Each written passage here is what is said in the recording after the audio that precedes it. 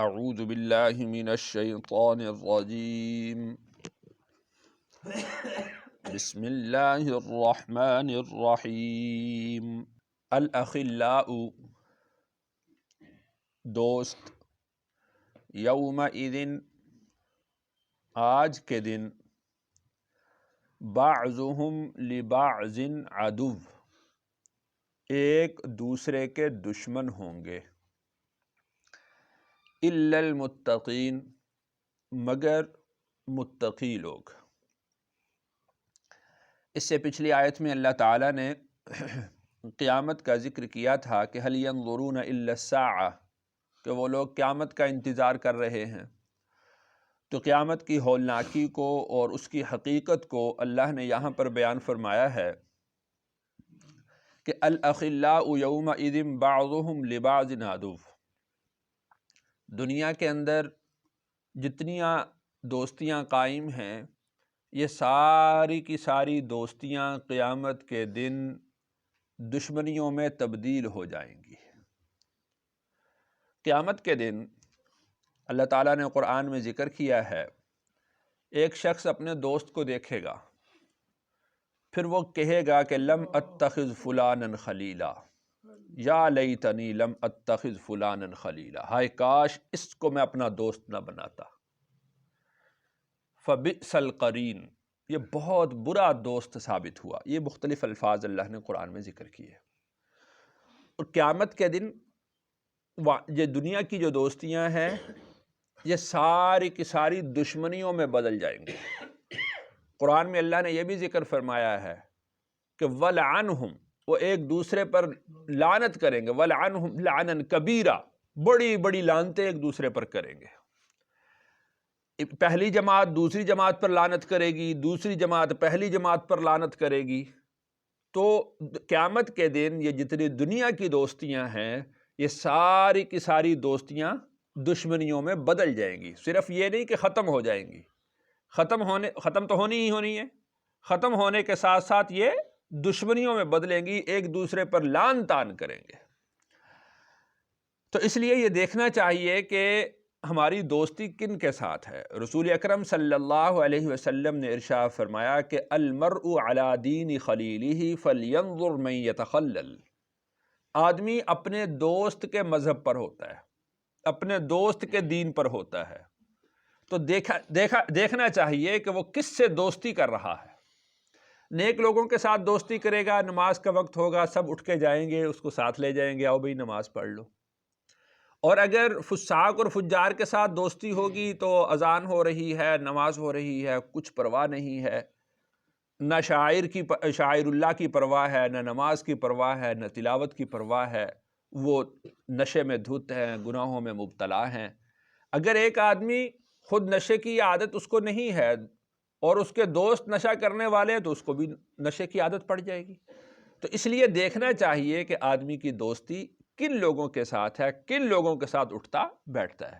اگر اس طرح کی مجلس ہو تو اپنی مجلس تبدیل کر لینی چاہیے، ان دوستوں کو چھوڑ دینا چاہیے، ترک کر دینا چاہیے۔ بہرحال تفصیل میں ایک واقعہ بھی آتا ہے کہ ایک آدمی تھا، گناہ گار تھا، اس نے توبہ کی تو اللہ تعالیٰ نے اس کو بذریعہ عالم کے یہی بات ہی بتلائی کہ یہ بستی چھوڑ دو اور دوسری بستی میں چلے جاؤ، یہ گناہ گاروں کی بستی ہے لہذا اس بستی سے نکل جاؤ۔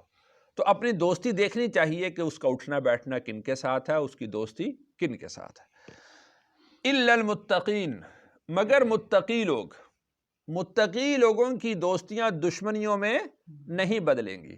وہ تو تلاش کریں گے کہ اس نے مجھے نماز پر لگایا تھا، اس نے مجھے پانی پلایا تھا، اس نے مجھے روزے کی ترغیب دی تھی، اس نے مجھے نیکی کی طرف بلایا تھا، تو اس کو ساتھ لے کر جنت میں جائے گا۔ الا المتقین، مگر متقی لوگ، پرہیزگار۔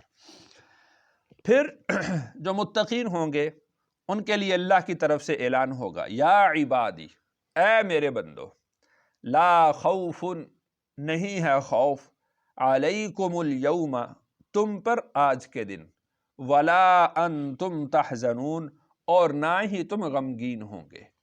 خوف اور حزن میں تھوڑا فرق ہوتا ہے۔ خوف ہوتا ہے جو آدمی نے ماقبل کام کیے ہیں ان کی اگر سزا ملنے والی ہو، جو پہلے کام کیے ہیں ان کا جو نتیجہ ظاہر ہونے والا ہے، وہ جو ڈر ہوتا ہے اس کو خوف کہتے ہیں، اور آئندہ مستقبل میں جو خدشات لاحق ہیں اس کو حزن کہتے ہیں۔ تو اللہ نے ارشاد فرمایا لا خوف علیکم اليوم، اس سے پہلے جو کچھ ہو گیا ہے اس کا بھی تمہیں کوئی خوف نہیں ہے، ولا انتم تحزنون، اور آئندہ بھی تمہیں کبھی کوئی پریشانی آنے والی نہیں ہے۔ الذین آمنوا بآیاتنا، اللہ کے بندے کون سے ہیں جن کے لیے یہ اعلان ہے؟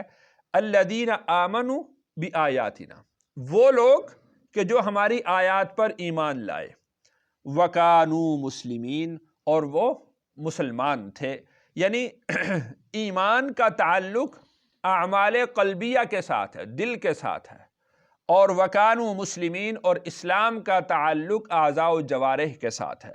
یہاں سے ایمان اور اسلام کا فرق بھی واضح ہوتا ہے۔ ایمان کا تعلق انسان کے دل کے اعمال کے ساتھ ہے، اللہ پر ایمان ہے، فرشتوں پر ایمان ہے، آخرت پر ایمان ہے، کتابوں پر ایمان ہے، رسولوں پر ایمان ہے، اچھی بری تقدیر پر ایمان ہے، یہ سارے اعمال وہ ہیں جن کا تعلق دل کے ساتھ ہے۔ اور وکانوا مسلمین، اعضاء و جوارح سے بھی اللہ کی اطاعت اور فرما برداری کرتے تھے۔ نماز پڑھنا بدن کے ساتھ تعلق ہے، زکوٰۃ دینا مال کے ساتھ بدن کے ساتھ تعلق ہے، روزہ رکھنا بدن کے ساتھ تعلق ہے، حج ہے وہ مال کے ساتھ بھی ہے، بدن کے ساتھ بھی ہے، قربانی کے ساتھ بھی ہے۔ تو وکانوا مسلمین، اعضاء و جوارح کے ساتھ اللہ کی فرما برداری کر رہا ہے، تو یہ اسلام ہے۔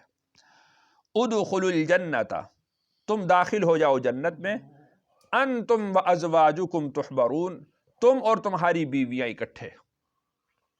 یعنی انسان جب خود نیک اعمال کرتا ہے تو اس کی سب سے بڑی خواہش یہ ہوتی ہے کہ اس کے گھر والے، اس کے بچے بھی اسی جیسے اعمال کریں۔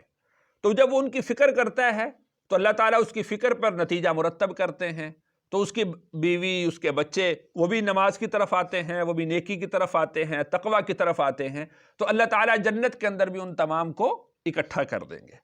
یطاف علیہم بصحاف من ذہب واکواب، یطاف پھیرا جائے گا، یعنی علیہم ان پر، بصحاف من ذہب بڑے بڑے پیالے جو سونے کے ہوں گے، واکواب اور ساغر، گلاس یا جس میں پیا جا سکتا ہے، تو اللہ تعالیٰ ان کے اوپر وہ پھیریں گے۔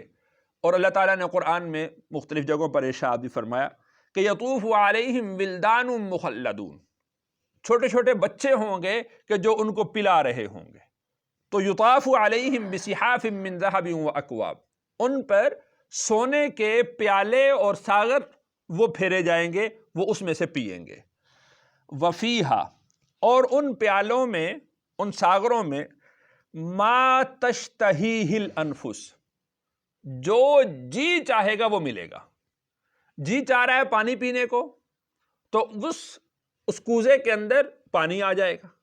جی چاہتا ہے شہد پینے کو، جی چاہتا ہے دودھ پینے کو، جی چاہتا ہے شراب پینے کو، جو چاہے گا، ما تشتہیہ الانفس، جو جی میں آئے گا اس میں وہی ہوگا۔ وتلذ الاعین، اور آنکھوں کی لذت۔ مفسرین کرام نے لکھا ہے کہ جنت میں آدمی کی آنکھوں کی لذت کا جو سب سے بڑا سامان ہے وہ اللہ کا دیدار ہے، اور ہر جنتی کو اللہ تعالیٰ کا دیدار ضرور نصیب ہوگا۔ وہ درجہ بدرجہ ہے، کسی کو ایک دفعہ نصیب ہوگا، کسی کو ہفتے بعد نصیب ہوگا، کسی کو مہینے بعد نصیب ہوگا، کسی کو روزانہ نصیب ہوگا۔ وتلذ الاعین، آنکھوں کی جو لذت ہے وہ اللہ کا دیدار ہے۔ وانتم فیہا خالدون، اور تم اس میں ہمیشہ رہو گے۔ یعنی جس طرح اہل جہنم جہنم میں ہمیشہ رہیں گے، اسی طرح اہل جنت جنت میں ہمیشہ ہمیشہ رہیں گے، نہ ختم ہونے والی زندگی ہے۔ وَتِلْكَ الْجَنَّةُ، اور یہ ہے جنت، الَّتِي أُورِثْتُمُوهَا، جس کے تم وارث بنائے گئے ہو، بِمَا كُنْتُمْ تَعْمَلُونَ، بسبب اس کے جو تم کام کیا کرتے تھے۔ یعنی جو تمہارے باپ کی میراث تھی اس کے وارث دوبارہ تم بنا دیے گئے ہو، تمہاری وراثت وہ تمہیں لوٹا دی گئی ہے، تمہیں دوبارہ اس کا وارث بنا دیا گیا ہے۔ لَكُمْ فِيهَا فَاكِهَةٌ كَثِيرَةٌ، لَكُمْ تمہارے لیے، فیہا اس میں، فَاكِهَةٌ كَثِيرَةٌ بہت زیادہ پھل ہے، منہا تأکلون، جس میں سے تم کھاؤ گے۔ پھل وہاں پر آدمی کی جیسی طلب ہوگی، اس کا جی چاہتا ہے میں خود جاؤں اور باغ سے توڑ کر کھاؤں، تو خود جائے گا اور باغ سے توڑ کر کھائے گا۔ اس کا جی چاہتا ہوگا، قرآن میں اللہ نے اس کو ذکر بھی فرمایا، کہ تخت پر بیٹھا ہوا ہو اور پھل اس کے سامنے آ جائے، تو اسی طریقے سے ہوگا کہ وہ تخت پر بیٹھا ہوگا اور جو درخت ہے اس کا پھل اس کے سامنے آ جائے گا، درخت پر لگا ہوا، وہاں پر بیٹھ کر ہی وہ اس کو چن کر کھا لے گا۔ تو جس طرح اس کا جی چاہے گا جنت کے اندر ویسا ہی ہوگا۔ لَكُمْ فِيهَا فَاكِهَةٌ كَثِيرَةٌ، تمہارے لیے اس میں کثرت سے پھل ہے، منہا تأکلون، جس میں سے تم نے کھانا ہے، چن کر کھانا ہے یا تمہارے سامنے آ جائے تم نے وہاں سے کھانا ہے، تو وہ تمہارے سامنے پلیٹ میں آئے، تشت میں آئے، تم نے وہاں سے کھانا ہے، جیسے آدمی کا جی چاہے گا ویسا وہ کھائے گا۔